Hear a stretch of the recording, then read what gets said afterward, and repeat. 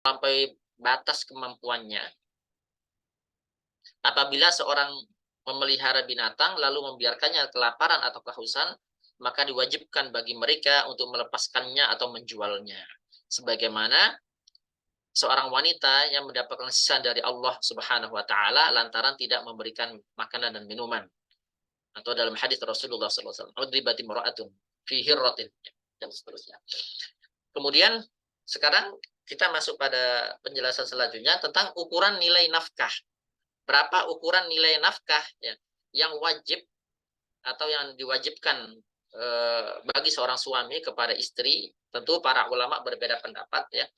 Di sini mazhab Hanafiyah memberikan penjelasan bahwasanya jika kondisi suami dan istri sama, artinya sama-sama kaya atau sama-sama miskin, ulama Hanafiyah sepakat diukur sesuai kondisi tersebut. Namun jika di antara suami dan istri tersebut terdapat perbedaan kondisi, istri kaya dengan suami miskin, atau sebaliknya suami kaya dengan istri miskin, maka terdapat dua pendapat. Pertama, nafkah yang diberikan dengan ukuran pertengahan. Dan pendapat yang kedua, mengikuti kondisi suami. Maksud dari dua pendapat tersebut, jika suami kaya, istri miskin, maka nafkah yang diberikan haruskah nafkah kelapangan, bil musir. Sedangkan jika suami miskin, istri kaya, maka nafkah yang diberikan adalah semampu seorang suami. Golongan Hanafiyah juga berpendapat bahwa agama tidak menentukan jumlah. Tidak ada dalam hadis Rasulullah SAW tentang tahdid, tentang jumlah berapa yang diberikan seorang suami kepada istri. Suami wajib memberi nafkah kepada istrinya dengan cukup meliputi makanan. Makanan di sini adalah makanan pokok ya, dan adanya daging atau lauk, sayur mayur, buah-buahan, minyak zaitun, samin, dan segala keperluan yang diperlukan dalam kehidupan sehari-hari sesuai dengan kebiasaan umum di tempat. Standar ini berbeda menurut keadaan dan situasi sebuah tempat. Suami pun wajib memberikan pakaian musim dingin dan panas kepadanya, jika memang kondisi tempat adalah musim dingin dan musim panas. Dan kemudian dijelaskan juga dalam pendapat mazhab Abu Hanifah ya, di sini dijelaskan diberikan sebuah tahdid ya. Seorang yang pendapatnya kecil wajib memberikan nafkah di bawah 7 dirham, yaitu 4 dirham sampai 5 dirham menurut Imam Abu Hanifah dan Imam Malik di sini. Adapun dasar bagi para ulama adalah firman Allah Subhanahu wa taala dalam surat Al-Baqarah ayat 233, wa 'alal mauludi lahu rizquhunna wa kiswatuhunna bil ma'ruf ya, secara patut di sini. Di kalangan mazhab Hanafiyah, nilai nafkah penentuannya diwakilkan oleh qadhi atau hakim ya, yaitu dengan memperhatikan kondisi ekonomi suami atau kondisi suami istri tersebut. Kemudian seorang qadhi harus mempertimbangkan mana yang lebih maslahat. Apakah memberikan makanan pokok berupa biji-bijian ataukah dalam sebuah nilai tertentu atau dalam bentuk uang.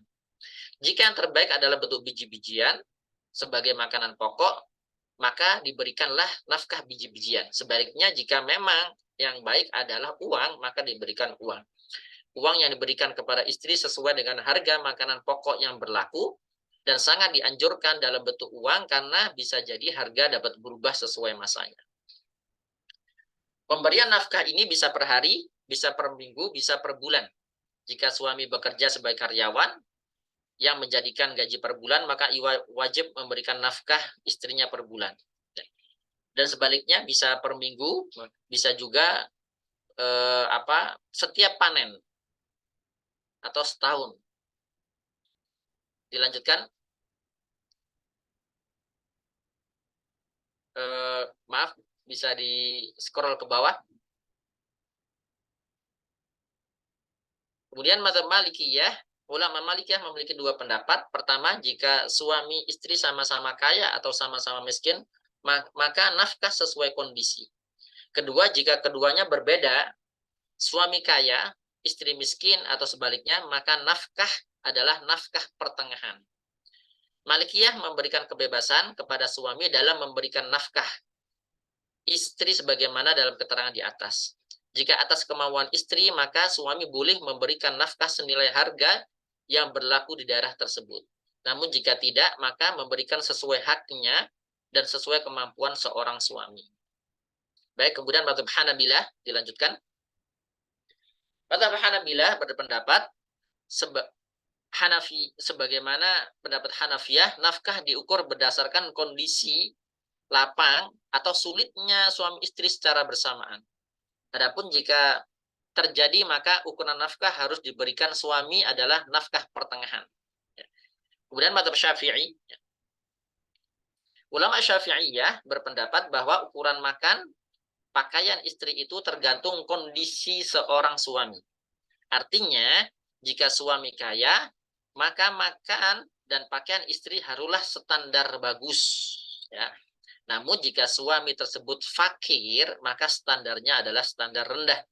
Sementara nafkah tempat tinggal harus patut, artinya harus yang bagus meskipun suami tersebut fakir. Kenapa? Kenapa? Karena tempat tinggal tidak harus dibeli, ya, tetapi bisa disewa.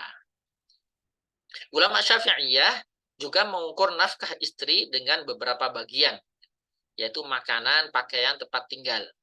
Nafkah tersebut tidak boleh diuangkan dan tidak wajib mengambil uang seharga nafkah tersebut. Adapun makan sehari-hari, maka boleh mengambil juga harga nafkah untuk besok.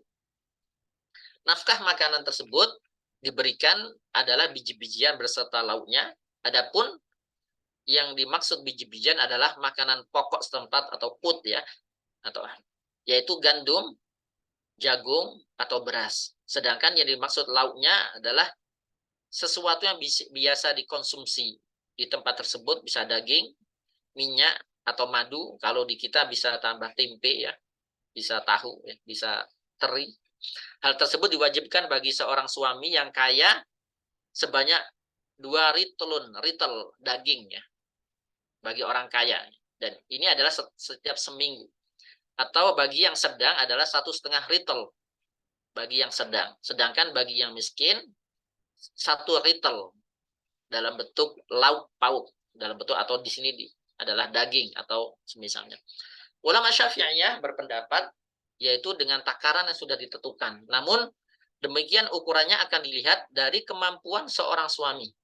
Jika seorang suami dalam kondisi sulit, ya, jika seorang suami dalam kondisi mudah, artinya musir, maka wajib baginya memberikan 2 mud. Jika dalam kondisi sulit atau mu'sir, di sini memberikan 1 mud. Dan jika dalam kondisi stabil, ya, yaitu antara kondisi mudah, pertengahan, ya, dan sulit, maka diwajibkan memberikan nafkah sebanyak 1,5 mud. Jika dipaksa membayar 2 mud setiap hari, dia akan jatuh miskin. Sebaliknya, jika hanya membayar 1 mud setiap hari, maka hal itu akan membahayakan pihak istri karena hak-hak istri kurang diperhatikan. Kemudian di sini juga kita cantumkan, yaitu selain madzhabul arba'ah, kita cantumkan juga pendapat madzhab Wahbah, bukan madzhab, ya, Wahbah Zuhaili.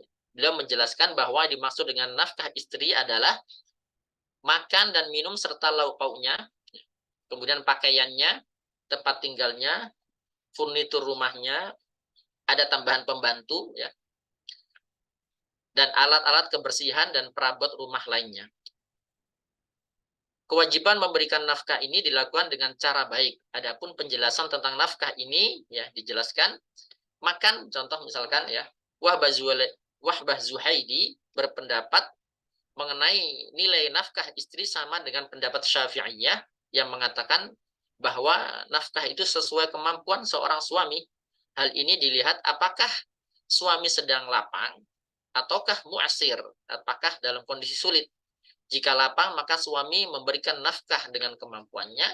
Jika sulit pun memberikan sesuai dengan kemampuannya. Ini yang pertama. Yang kedua adalah kiswah atau pakaian, ya. Sama halnya dengan kewajiban seorang suami memberikan nafkah makanan, pakaian juga harus disesuaikan dengan kondisi. Pada tempat yang terdapat 2 musim, seperti musim panas dan musim dingin, maka suami wajib memberikan pakaian musim panas dan musim dingin. Kemudian bagaimana dengan tempat tinggal? Wahbah Zuhaili mengatakan, adapun batasan tempat tinggal adalah tempat yang layak tanpa melihat apakah dengan cara menyewa ataukah itu sebetul al-milk, kepemilikan.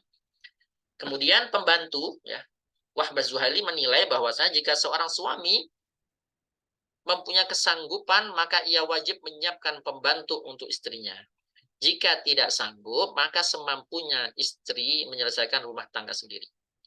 Kemudian selanjutnya bagaimana peralatan kebersihan dan perabotan rumah tangga. Mengenai hal ini Wahbah Zuhaili, beliau sependapat dengan mazhab Syafi'iyah yang mengatakan kewajiban yang dimaksud adalah seperti sisir, sabun, air, ya, dan nyalai. Sedangkan untuk perabotan rumah adalah ya peralatan makan, minum lengkap dengan peralatan masaknya. Adapun peralatan kecantikan, ukurannya hanya sekedarnya saja, seperti wangi-wangian, tidak hanya untuk menghilangkan bau badan. Selain kewajiban tersebut, suami juga harus menanggung perabotan seorang istri. Nah, dalil yang digunakan adalah dari Ibnu Abbas, kana ar-rajulu yaqutu ahlahu qutan fihi sa'ah wa kana ar-rajulu yaqutu ahlahu qutan fihi shiddah fanazalat min awsati ma tut'imuna ahlikum. Jadi seorang laki-laki pernah memberikan makanan pokok kepada keluarganya ketika dalam kondisi musir, ya, dan kemudian juga tetap memberikan makanan kepada keluarganya dalam kondisi ketika mu'sir atau syiddah. Maka kemudian turunlah ayat surat Al-Maidah, min awsati ma tut'imuna ahlikum. Ya, kemudian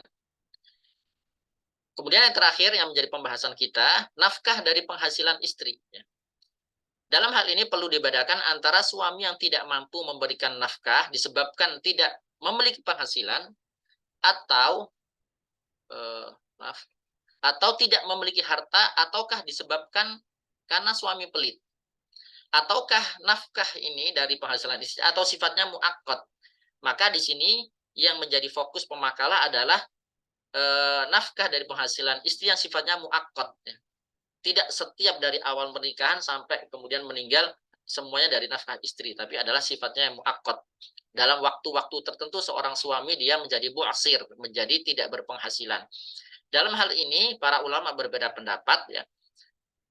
Hukum suami yang tidak mampu memberikan nafkah. Yang pertama adalah tetap wajib memberikan nafkah walaupun suami mu'asir. Dan ini adalah pendapat Hanafiyah, Syafi'iyah, dan Hanabilah. Yang kedua adalah tidak wajib memberikan nafkah bagi suami mu'asir terhadap istri, dan pendapat Malikiyah. Ya. Dalil yang digunakan oleh jumhur ulama adalah sebuah asar dari Umar ibn Khattab. Ya. Jadi ketika Umar menjadi khalifah, beliau kataba ila umara'il ajnad fi rijalin ghabu an nisaihim fa amarahum ay ya'khudhu bi ay yunfiqu aw yutliqu aw yutalliqu fa in talaqu ba'atsu binafaqati ma habasu.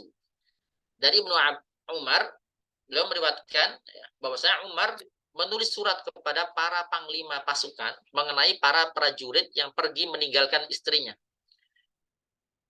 Apa perintahnya? Memerintahkan untuk memberikan nafkah kepada istrinya atau menceraikannya.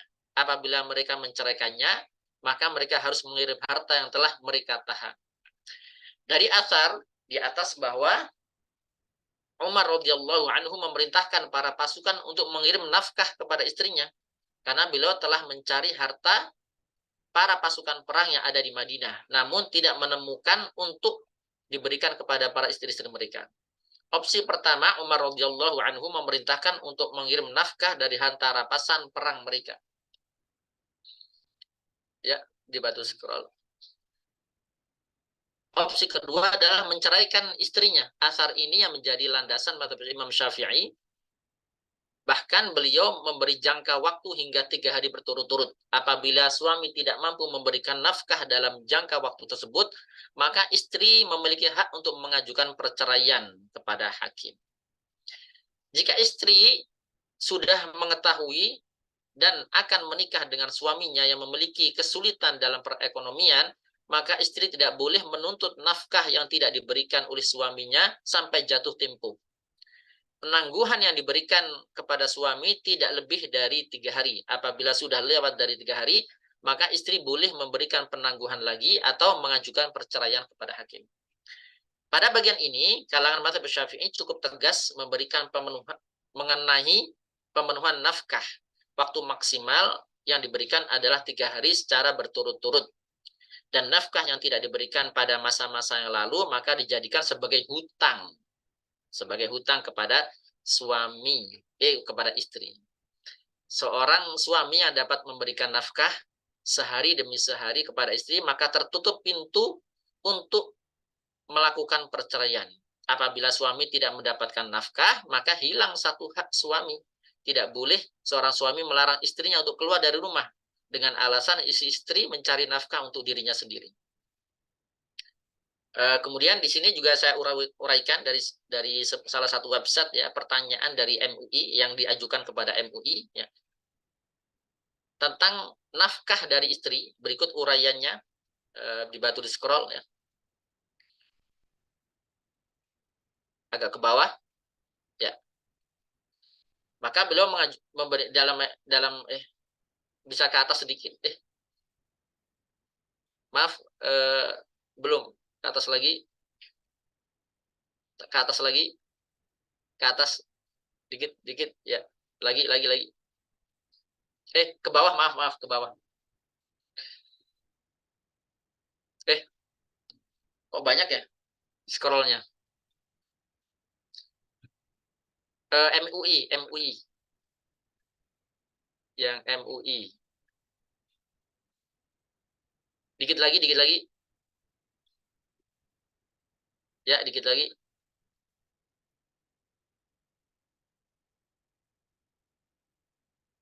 Oh, ini ya. Ya, tidak wajib memberikan nafkah kepada istri. Ini ya. Pendapat pertama, tidak wajib memberikan nafkah pada istri yang keluar bekerja meskipun dengan izin suaminya, sebagaimana pendapat Hanabila dan Syafi'iyah. Pendapat yang kedua, istri tetap berhak mendapatkan nafkah ketika bekerja di luar atas izin suaminya. Pendapat ini menurut Malikiyah serta sebagian dari madhab Hanafiyah dan Syafi'iyah.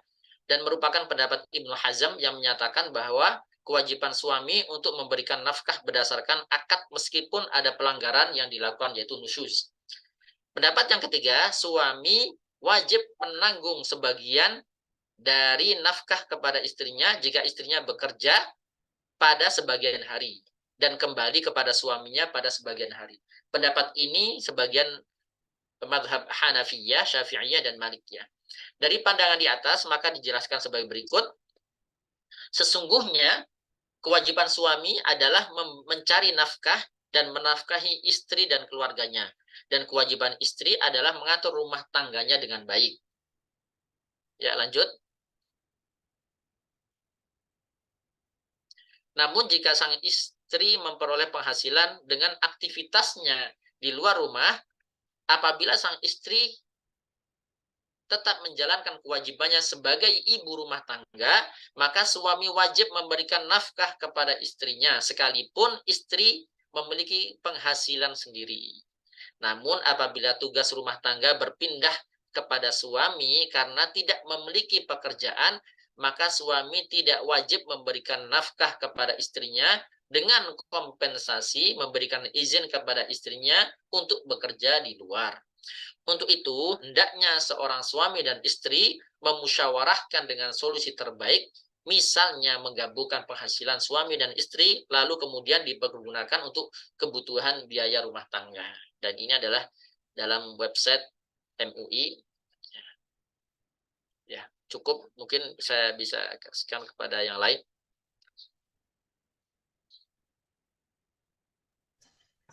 Baik, bismillahirrahmanirrahim. Presentasi akan saya lanjutkan, yakni subjudul Kepemimpinan Perempuan dalam Keluarga.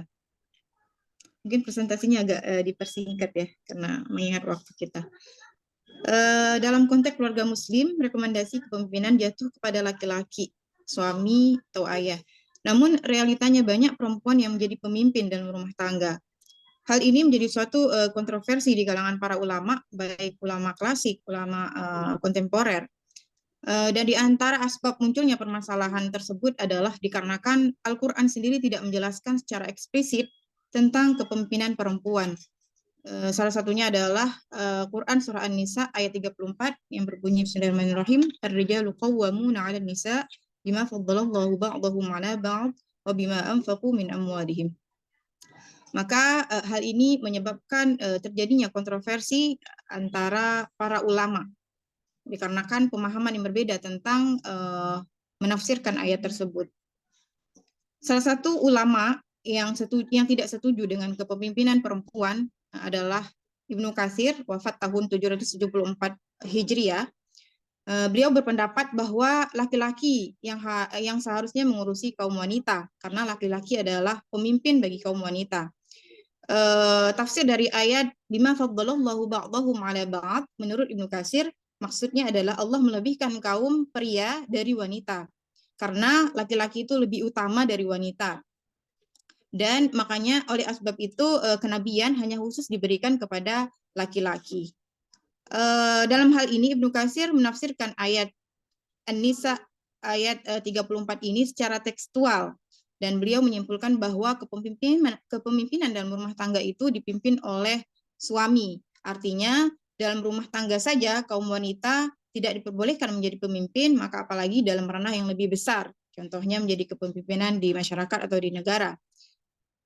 Termasuk ulama yang tidak setuju dengan kepemimpinan perempuan adalah Syekh Ali As-Sobuni yang wafat tahun 93 Hijriah, di mana beliau berpendapat bahwa kepemimpinan harus dipegang oleh laki-laki, mengacu kepada surah An-Nisa ayat 34 ini.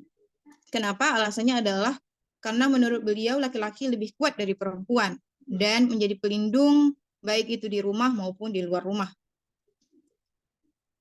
Ibnu Abbas, pakar tafsir yang paling mumpuni dari kalangan sahabat, menafsirkan ayat Ar-rijalu qawwamuna 'alan nisa itu adalah laki-laki atau suami adalah pihak yang mempunyai kekuasaan dan wewenang untuk mendidik perempuan atau istri. Termasuk ulama yang kontra terhadap kepemimpinan perempuan yaitu Az-Zamakhsyari, wafat tahun 538 Hijriah, di mana beliau menjelaskan bahwa laki-laki berkewajiban melaksanakan amar ma'ruf nahi mungkar kepada perempuan sebagaimana penguasa terhadap rakyatnya. Ditambah Al-Alusi yang wafat tahun 1270 Hijriah, beliau juga tidak setuju dengan kepemimpinan perempuan. Beliau mengatakan hal yang senada bahwa tugas laki-laki adalah memimpin perempuan, sebagaimana pemimpin memimpin rakyatnya dalam bentuk perintah, larangan, dan semacamnya. Lalu ada Imam Jalaluddin Asyuti yang wafat tahun 911 Hijriah. Beliau memaknai laki-laki sebagai musallitun, artinya penguasa atas perempuan atau pemimpin atas perempuan. Jatuhnya rekomendasi kepemimpinan kepada laki-laki didasarkan atas paling tidak ada dua pertimbangan pokok. Pertama, karena laki-laki dan perempuan masing-masing mempunyai kelebihan, dan laki-laki lebih cenderung, yakni dilihat dari kelebihan fisik mereka dan kelebihan akal mereka. Yang kedua, pertimbangannya adalah laki-laki bertugas untuk memberikan nafkah kepada istrinya. Para mufasir yang kontra terhadap kepemimpinan perempuan, mereka menjelaskan makna dari ayat itu berdasarkan tekstual. Sejalan dengan pelarangan wanita menjadi pemimpin pada masa sebelumnya, sebagian ulama justru membolehkan. Salah satunya adalah ulama asal Indonesia, Muhammad Quraisy Shihab, yang membolehkan wanita menjadi pemimpin. Selain Quraisy Shihab, ada juga yakni Said Agil Siraj, dan beliau juga berpendapat membolehkan perempuan sebagai pemimpin.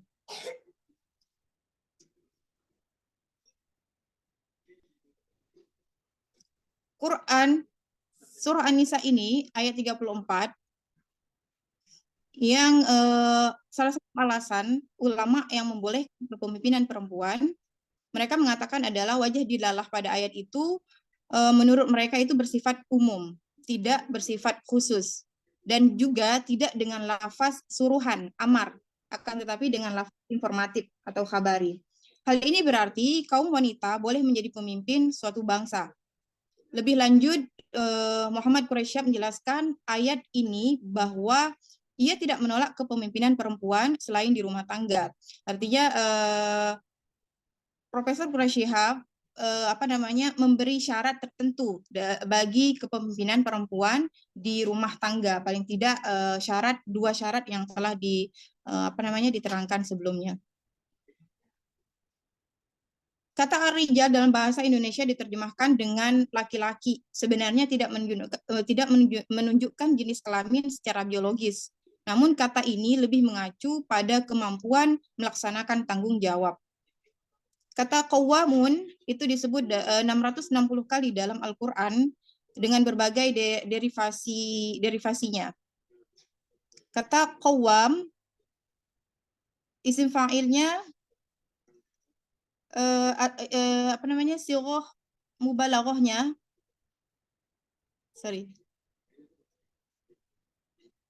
ketika kata qoma itu menjadi sirah mubalaghah, menjadi qawwam, maka maknanya itu berkembang menjadi kemampuan melaksanakan tugas dan tanggung jawab dengan sempurna dan berkesinambungan.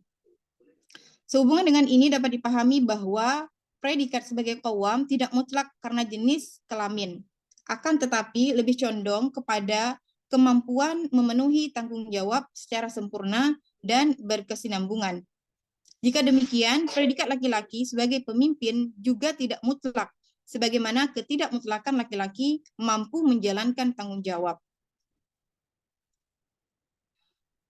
Lagi-lagi Muhammad Quraisyab menyatakan bahwa selain bermakna pemimpin, kata ar-rijal itu, kata qawwam, ia juga bermakna pemenuhan kebutuhan, perhatian, pemeliharaan, pembelaan, perlindungan, dan pembinaan. Sementara Rifat Hasan, seorang teolog berdarah Pakistan Amerika, mengartikan bahwa kata qawwam itu lebih banyak lagi, yakni selain pemimpin, kata tersebut bisa diartikan raja, tuan, penguasa, gubernur, manajer.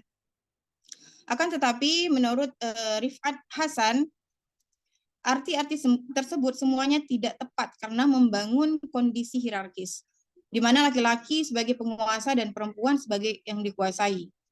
Maka menurut beliau kata qawwam di sini lebih tepat dipandang dan dimaknai sebagai sebuah istilah ekonomi yang menunjukkan arti pemberi nafkah. Ayat ini lanjutnya berbicara tentang pembagian fungsi, di mana ketika perempuan mempunyai tanggung jawab utama dan menjalankan tugas sebagai pemelihara anak, mereka boleh menanggung kewajiban sebagai nafkah. Nasaruddin Umar menyimpulkan bahwa kata ini atau kata qawwam itu lebih bernuansa fungsional, bukan struktural. Lalu bagaimana dengan penafsiran lafaz bima faddalallahu ba'dahum ala ba'd? Ulama yang setuju dengan kepemimpinan perempuan, mereka mengatakan bahwa lagi-lagi kalimat bima faddalallahu ba'dahum ala ba'd tidak memutlakkan keunggulan laki-laki atas perempuan. Mereka mengatakan bahwa kalimat tersebut menggunakan kata ganti yang mengakomodir dua jenis kelamin yang ada. Oleh karena itu, lafaz bima faddalallahu ba'dahum ala ba'd lebih tepat dipahami bahwa laki-laki dan perempuan masing-masing mempunyai kelebihan yang sama-sama dibutuhkan dalam kehidupan rumah tangga. Perpaduan kelebihan-kelebihan itu merupakan garansi untuk mencapai sebuah tujuan rumah tangga. Lalu ada ulama Muhammad Abduh, wafat tahun 1905 Masehi. Beliau menolak penafsiran bima faddalallahu ba'dahum ala ba'd sebagai indikator kemutlakan kepemimpinan laki-laki dalam keluarga. Alasannya karena ayat ini tidak menggunakan kata bima faddalahum alaihinna atau bitafdilihim alaihinna yang lebih tegas menunjukkan kelebihan laki-laki atas perempuan. Tapi ayat ini menggunakan kalimat bima faddalallahu ba'dahum ala ba'd. Di mana hal ini berarti tidak mutlak dan tidak selamanya laki-laki memiliki kelebihan atas perempuan. Sayyid Alawi Al-Maliki yang wafat tahun 1425 Hijriah menilai Al-Quran menyebut kriteria pemimpin dalam keluarga, yakni merujuk pada Quran Surah An-Nisa ayat 34, kriterianya adalah yang pertama, sosok yang patut menjadi pemimpin harus memiliki kelebihan atau keutamaan atas bagian yang lain. Yang kedua adalah sosok tersebut menjadi sumber nafkah keluarga.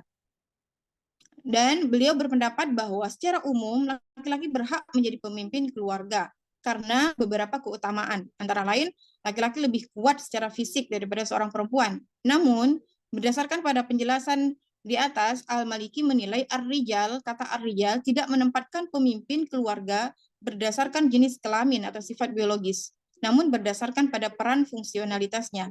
Sehingga pemimpin dalam keluarga ditentukan berdasar keutamaan yang dimiliki suami atau istri. Hal ini tidak menutup kemungkinan perempuan bisa menjadi kepala keluarga jika dia memenuhi kriteria sebagaimana disebut di atas. Maka berdasarkan uraian di atas, akhirnya mengantar pada sebuah kesimpulan bahwa kepemimpinan laki-laki dalam keluarga tidak bersifat mutlak. Ia diikat dengan persyaratan-persyaratan yang harus dipenuhi. Kepemimpinan itu pun lebih bernuansa fungsional, bukan struktural. Dengan demikian, kepemimpinan laki-laki di sini tidak sampai memutlakkan seorang istri tunduk sepenuhnya.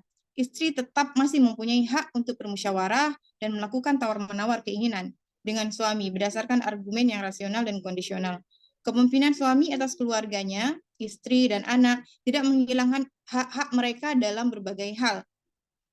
Bagaimanapun juga prinsip syuro sebagaimana yang diajarkan Al-Quran selalu menjadi cara terbaik dalam sebuah komunitas atau kelompok.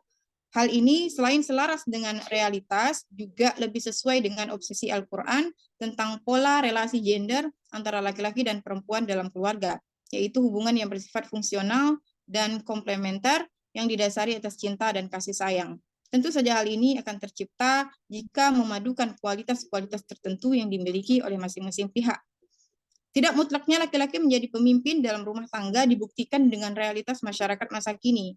Data di Biro Pusat Statistik tahun 1997 misalnya menyebutkan bahwa sekitar 0,57 juta rumah tangga dari 4,3 juta rumah tangga itu dikepalai oleh perempuan, yakni sekitar 12 juta dari total penduduk 25 juta.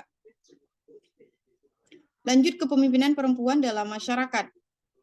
Salah satu dalil yang menjadi pijakan ulama yang tidak setuju dengan kepemimpinan perempuan dalam masyarakat, yakni hadis yang matanya berbunyi la yafliha qaumun walau amrohum imra'ah. Hadis riwayat Al-Bukhari. Menurut Ibnu Katsir yang wafat tahun 774 menjadikan hadis ini sebagai sebuah bentuk pijakan hukum untuk melarang atau menolak kepemimpinan perempuan. Hadis di atas menjadi dasar jika perempuan tidak memiliki kelayakan untuk menjadi pemimpin, sehingga yang berhak menjadi pemimpin adalah laki-laki. Pendapat ini pun ditegaskan oleh Al-Baghawi, wafat tahun 516 Hijriah. Beliau berpendapat bahwa jika perempuan tidak sah menjadi pemimpin. Di sisi lain, Al-Baghawi menegaskan ketidakbolehan perempuan menjadi pemimpin disebabkan seorang pemimpin mesti keluar atau berjihad demi kepentingan bangsa, serta harus mampu mengurusi segala urusan masyarakatnya dengan baik. Tidak mungkin hal semacam ini dapat dilakukan oleh perempuan, sementara posisi ia merupakan makhluk yang lemah, ini menurut Al-Baghawi. Tidak jarang pula hadis-hadis ini diperkuat dengan kondisi kodrati perempuan, di mana perempuan di mana perempuan mengalami menstruasi, hamil, melahirkan, menyusui, juga merawat anak-anak. Maka kondisi kodrati semacam ini menjadikan perempuan secara fisik dan emosional mudah terganggu, sehingga menjadi kondisinya sering tidak stabil. Karena itu tidak mungkin jika perempuan bisa mengemban amanah untuk menjadi seorang pemimpin.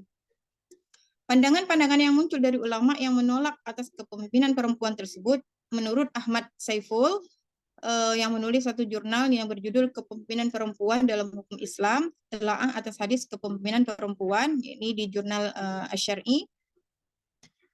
Beliau mengatakan bahwa ulama-ulama yang tidak memperbolehkan perempuan menjadi pemimpin dalam masyarakat, mereka hanya membaca dari sisi tekstualnya saja, tidak melihat sisi asbabul wurud dari hadis tersebut.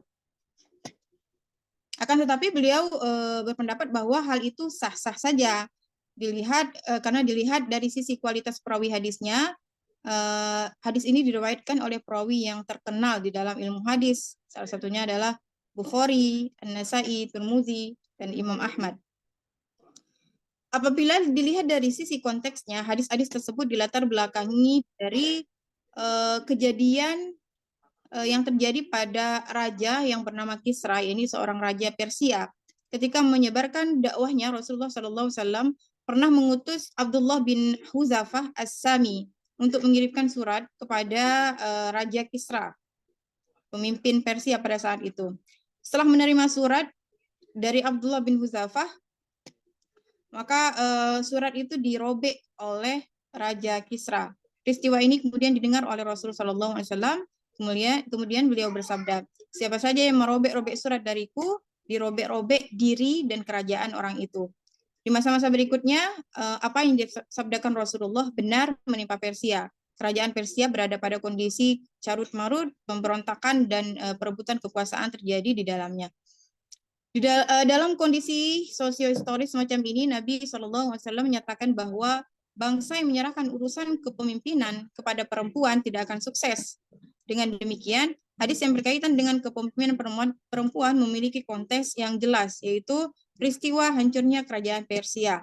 Konteks macam ini tentu berbeda dengan kondisi sekarang, sebab tidak sedikit perempuan di masa ini memiliki wawasan dan pengetahuan yang baik mengenai kepemimpinan. Di lain pihak, kedudukan perempuan saat ini berbeda jauh dengan kondisi masa lalu. Saat ini keberadaan perempuan begitu dihargai dan dihormati. Maka hadis yang berkaitan dengan hal-hal di atas sifatnya tidak mutlak, tetapi lebih bersifat kontekstual atau pengkhususan pada suatu perkara. Apabila terdapat perempuan memiliki wawasan dan pengetahuan serta piawai dalam ilmu kepemimpinan, maka jalan untuk menjadi pemimpin sangat terbuka lebar. Pandangan yang membolehkan perempuan menjadi pemimpin itu disetujui oleh At-Tabari yang wafat tahun 310 Hijriah. Menurut beliau, kebolehan perempuan menjadi pemimpin didasarkan pada kebolehan perempuan menjadi saksi atas pernikahan. Pada konteks ini, terdapat kesetaraan dalam persoalan saksi antara laki-laki dan perempuan. Karena itu, kesetaraan ini pun berlaku pada persoalan kepemimpinan. Pendapat ini diperkuat oleh Mahmud Shaltut, wafat tahun 1963 Masehi. Ia menjelaskan bahwa tabiat kemanusiaan antara laki-laki dan perempuan memiliki kesamaan. Allah menganugerahkan kepada perempuan seperti yang Allah anugerahkan kepada laki-laki. Dia menganugerahkan kepada mereka berdua potensi dan kemampuan untuk memikul tanggung jawab. Kesamaan ini menunjukkan bila keduanya memiliki potensi serupa, maka jika laki-laki mampu menjadi pemimpin atas dasar potensi yang sama itu, perempuan pun bisa untuk menjadi pemimpin. Dengan demikian, hadis yang tidak membolehkan perempuan untuk menjadi pemimpin mesti dilihat dari sisi asbabul wurudnya atau keluarnya hadis itu, tidak semata-mata memahaminya secara tekstual. Adapun syarat-syarat yang ditetapkan oleh Dr. Yusuf Kordowi, wafat tahun 2022, syarat-syarat perempuan menjadi pemimpin, yang pertama adalah perempuan tersebut harus menjaga norma-norma agama. Yang kedua, harus menjaga pergaulan. Al-Buti wafat tahun 2013 Masehi. Mensyaratkan dua hal bagi seorang pemimpin perempuan. Yang pertama, memiliki keahlian. Yang kedua, tugas kepemimpinan tersebut tidak menjadikannya mengabaikan syariat. Hal ini selaras dengan yang dikatakan oleh Muhammad Ghazali, wafat tahun 505 Hijriah, Abu Hanifah, wafat 1500 Hijriah, Ibnu Hazm, Muhammad Said Tantawi, dan Ali Jum'ah, dan Mahmud Hamdi Zakzouk. Terus hukum tentang wanita menjadi hakim. Cendekiawan Muslim klasik berbeda pendapat dalam perempuan yang menjadi pemimpin atau menjadi seorang hakim. Yang pertama, pendapat mengatakan bahwa seorang perempuan tidak berhak untuk menjadi pemimpin atau menjadi seorang hakim. Pendapat ini didasarkan terhadap hadis yang diriwayatkan Imam Bukhari di atas. Ini merupakan pendapat yang diusung oleh mayoritas ulama klasik, termasuk Imam Syafi'i, Imam Malik, dan Imam Ahmad. Yang kedua adalah perempuan boleh menjadi pemimpin secara mutlak. Maksudnya perempuan boleh menjadi pemimpin atau seorang hakim dalam semua ranah hukum, baik itu ranah akhwalu syakhsiyah ataupun hukum jinayat. Dan ini merupakan pendapat Ibnu Jarir. Yang ketiga adalah wanita boleh menjadi pemimpin atau seorang hakim di dalam ranah yang dimana dalam ranah tersebut persaksiannya diterima, yaitu pada ranah akhwalus syakhsiyah, hukum keluarga. Namun wanita tidak boleh menguasai hukum yang berhubungan dengan hukum jinayat atau pidana. Ini merupakan pendapat Imam Abu Hanifah. Berdasarkan uraian di atas, dapat ditarik kesimpulan bahwa Islam tidak mengatur wilayah perempuan dan laki-laki secara skematis dalam hal kepemimpinan. Islam menyisakan wilayah-wilayah tertentu untuk diatur oleh akal manusia berdasarkan tuntutan-tuntutan yang senantiasa berkembang. Pandangan seperti ini sepertinya diyakini tidak menyimpang dari semangat Quran. Ayat-ayat tentang prestasi kemanusiaan yang seringkali dikaitkan dengan ikhtiar setiap orang sebenarnya secara implisit mendorong perempuan melakukan usaha-usaha aktif untuk mencapai prestasi di berbagai sektor. Tentu saja dengan catatan nilai-nilai luhur agama tetap diperhatikan. Allahu a'lam. Baik, demikian presentasi dari saya kembalikan ke moderator.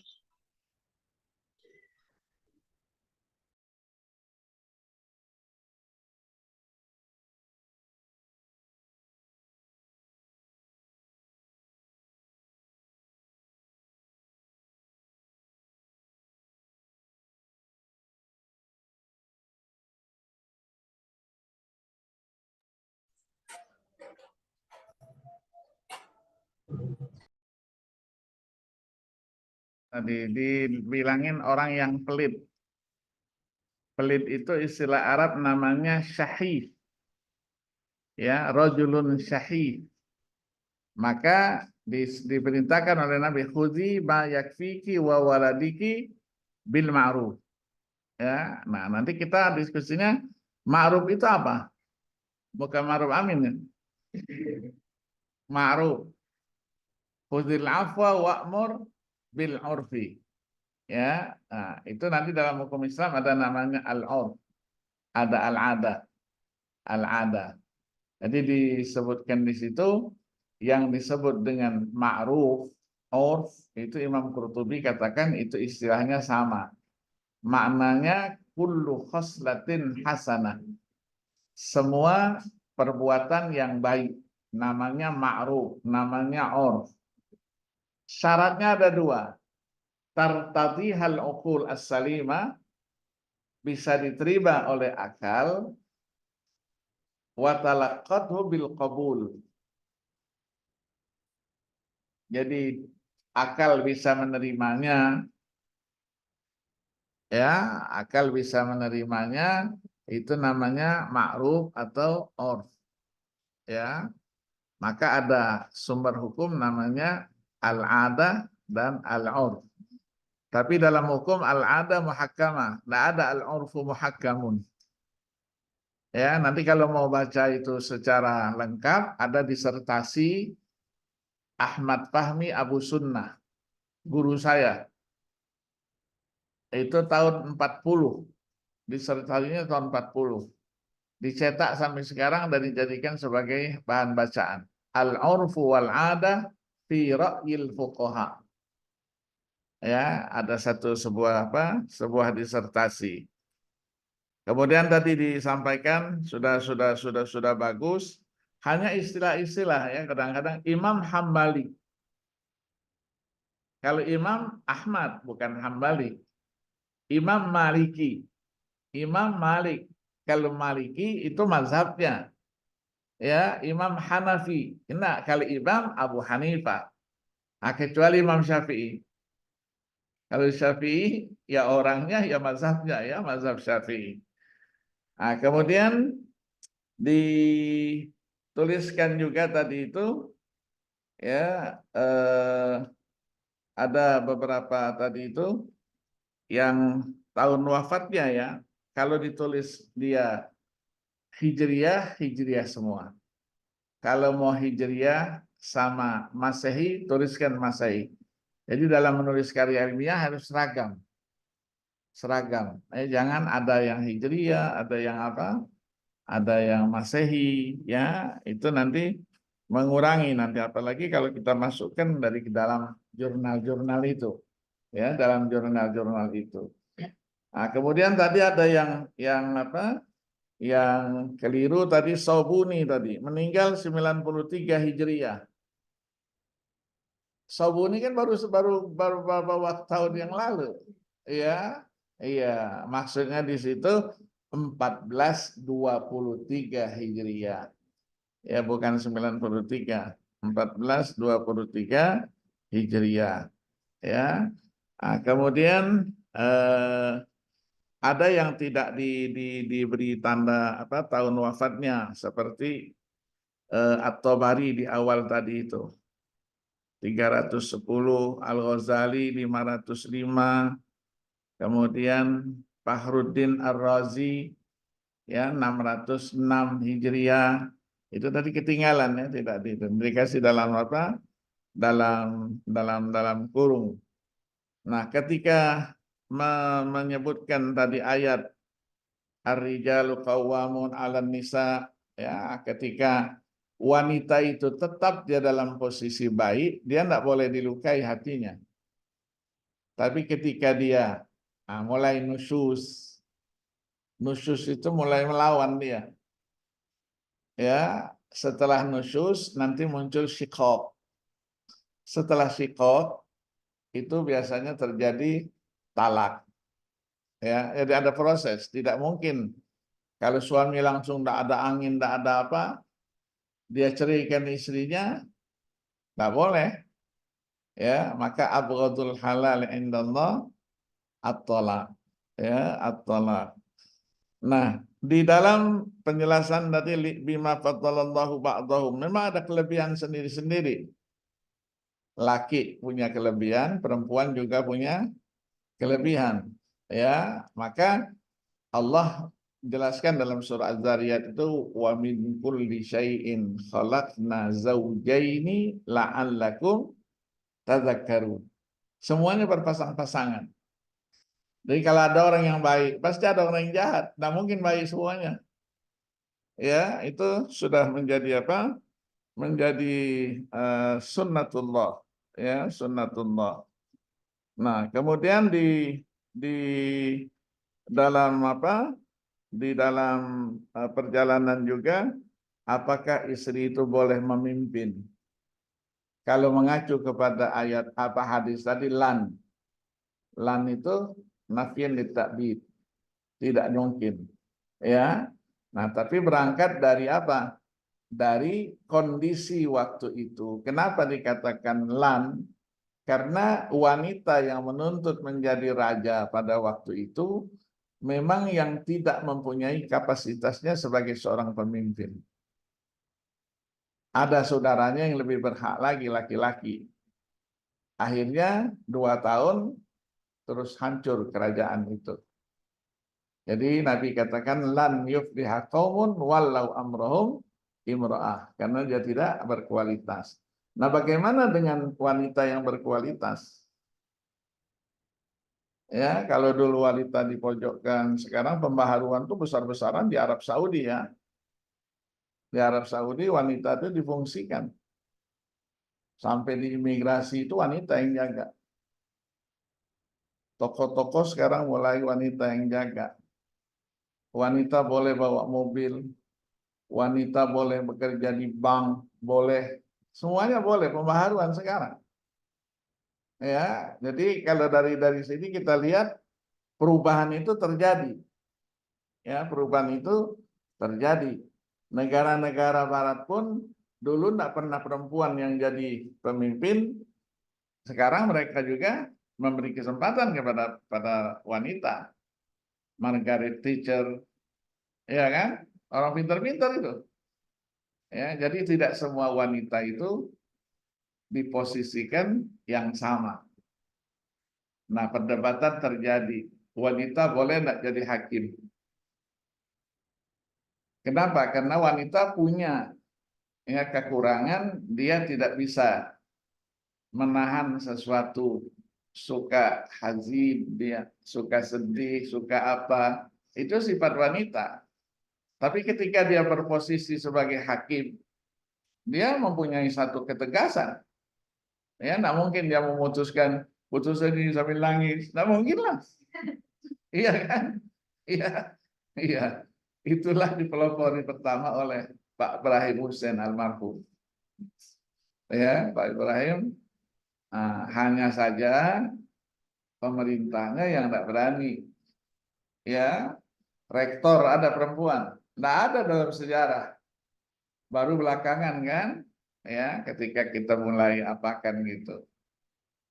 Rektor UIN itu sekarang di mana-mana banyak perempuan. Swastain juga banyak perempuan. Kalau IKI memang perempuan. Iya kan? Iya, jadi harus dengan itu ya. Cukup ya saya kira ya. Saya ada janji saya. Dan ada apa? Ada ceramah, nggak mau digeser.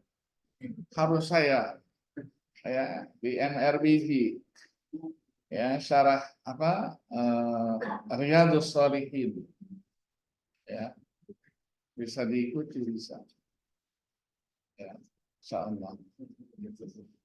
Cukup ya, insyaallah kita minggu depan begini lagi kalau bisa ya. Iya, insyaallah. Masih berapa lagi makalahnya? 4 lagi ya. 2 kali kan, pada masih 2 kali ya. Insyaallah. Yang kelas 1 juga, kelas 1 masih 2 topik lagi. An-Naql terjemah, terus satu lagi itu berkaitan dengan Rasam Utsmani. Anak yang kelas 1. Ya, insyaallah ya. Saya takut enggak ngejar ke sana nanti. Kasihan enggak ada yang gantiin. Ya, insyaallah naltaqi bi khairin wa afiyah. Diisi judul-judulnya. Ya. Judul kan banyak, sudah berapa? 9, 10 yang makalah ya. Nanti diedit kan ya, biar jadi bacaan buat semuanya.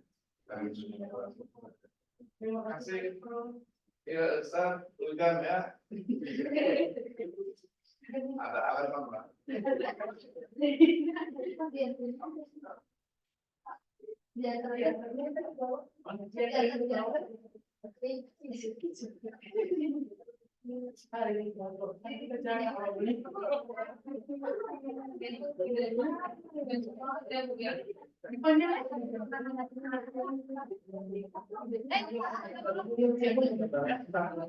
Kalau sampai tanya